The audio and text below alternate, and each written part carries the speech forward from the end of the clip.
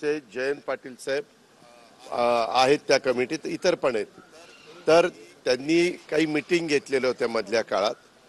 तुम्हाला सगळ्यांना माहिती आहे की राज्यालाही माहिती आहे की अर्थसंकल्पामध्ये मी त्या संदर्भामध्ये बजेट पेश करत असताना एआयचा वापर आता कृषीचं उत्पादन वाढवण्याच्या करता आपल्याला करावंच लागणार आहे आणि म्हणून 500 कोटी रुपयाची तरतूद आपण त्याच्यामध्ये केलेली आहे. तर त्यांचं काय म्हणणं होतं ते जाणून घेण्याच्या करता प्रत्येकाच्या काही सूचना असतात. ज्यावेळेस एखादी कमिटी अभ्यास करते त्यावेळेस त्यांच्या काही सूचना असतात आणि त्या माहिती देण्याचा प्रयत्न म्हणजे ते करत होते. कारण 10ला मीटिंग होती, मध्ये थोडे 15-20 मिनिटं होते. तरी त्याच्यातनं एक वेगळ्या बातम्या पसरवण्याच्या मला काहींनी बाहेर फोन आले की दादा अशा काही बातम्या येत आहेत, वस्तुस्थिती काय. म्हटलं काही नाही, नेहमीप्रमाणे आम्ही VSIचे घटक असल्यामुळं जनरल बॉडीला इथं मी येत असतो, नियामक मंडळाला मी तिथं येत असतो. काही कमिटीला मला येता येतं, काही कमिटीला काम असेल. आता अधिवेशन असतं आज तर मी येऊ शकलो नसतो, परंतु आता मी इथलं तुमचं काम उरकून मी बारामतीला निघालो. उद्या मी नांदेडला चाललोय. हायकोर्टाने ऑर्डर केली FRPच्या संदर्भामध्ये आता एक रकमी द्यावी लागेल. राज्य सरकारचा अध्यादेश रद्द केला हायकोर्टाने. काय परिस्थिती आहे एकूण ऊसाची आम्ही त्या संदर्भामध्ये AGला ॲडव्होकेट जनरलला सांगितलेलं आहे की बाबा काय नक्की ऑर्डर झाली. कारण ऑर्डर झाली ह्याच्याबद्दल बातम्या आल्या, परंतु शेवटी फायनल ऑर्डर काय त्या ठिकाणी झाली त्याची माहिती AG आम्हाला देतील आणि ती माहिती घेतल्यानंतर इंडस्ट्रीचं काय म्हणणं आहे. शेतकऱ्यांना पैसे दिले पाहिजेत त्याच्याबद्दल तर दुमत असल्याचं काही कारणच नाही. परंतु काही कारखाने सांगतात की बाबा आम्ही साखर तयार करतो, त्या साखरेचं आम्हाला विक्री वर्षभर करावी लागते आणि पैसे आम्हाला तेवढे मिळत नाही त्याच्यातनं विक्री केल्याशिवाय, आणि मग कुठून आम्ही पैसे द्यायचे असं काहींचं म्हणणं आहे.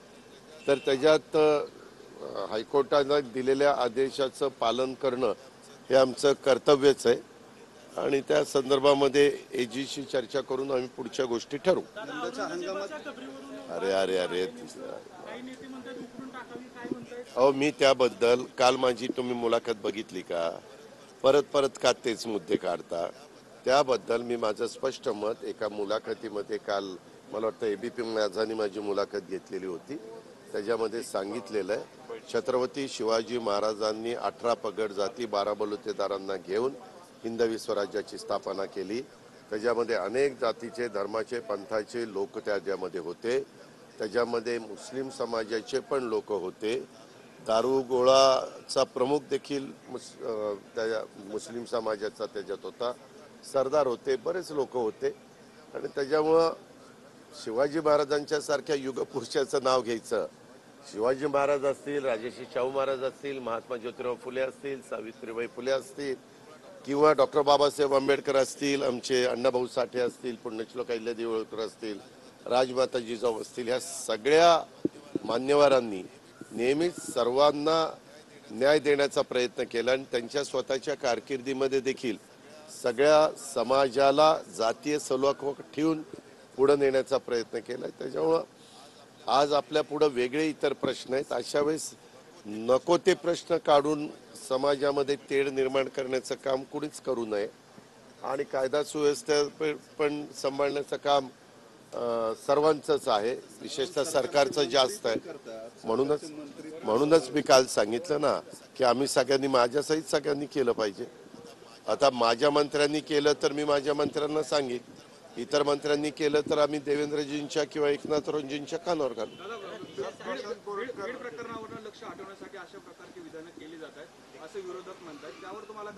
ह्याच्यावर त्याला काही अर्थ नाही. बीडच्या बद्दल SIT नेमलेली आहे, बीडच्या बद्दल CID नेमलेली आहे, बीडच्या बद्दल न्यायालयीन चौकशी त्या ठिकाणी आपण करतोय.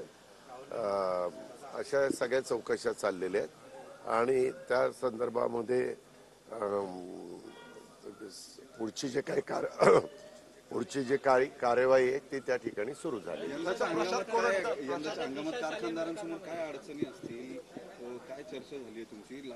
नाही, ह्या कारखानदाराच्या संदर्भात आजचा जास्त विषय करून AIचाच होता. कृत्रिम बुद्धिमत्तेचा वापर करून काय काय गोष्टी करून कसं यील्ड वाढवता येईल, कसं कुठली व्हरायटी लावता येईल, पाण्याची कशी बचत करता येईल, खताची कशी बचत करता येईल आणि ह्या सगळ्या बचतीतनं टनेज पण कसं वाढेल. कारण त्यांनी जे काही प्रायोगिक तत्वावर पायलट बेसवर जे काही प्लॉट घेतले त्याच्यामध्ये टनेज वाढलंय असं निदर्शनास आलेलं आहे. असं निदर्शनास आलेलं आहे आणि त्याच्यामुळं ते आता पुढं सर्व दूरपर्यंत पोचवायचंय. ते काही फक्त आपण ऊसापुरतं नाही, ऊसालाही आपण करतोय, फळबागांनाही करतोय, सोयाबीन असेल, कापूस असेल, जे काही महत्वाची पिकं आहेत आपल्या राज्यामधली त्या पिकांना या एआयचा वापर करणं आज काळाची गरज आहे आणि म्हणून त्या बाबी कृषी खात्याने पण मनावर घेतल्यात, सरकारने पण मनावर घेतल्या.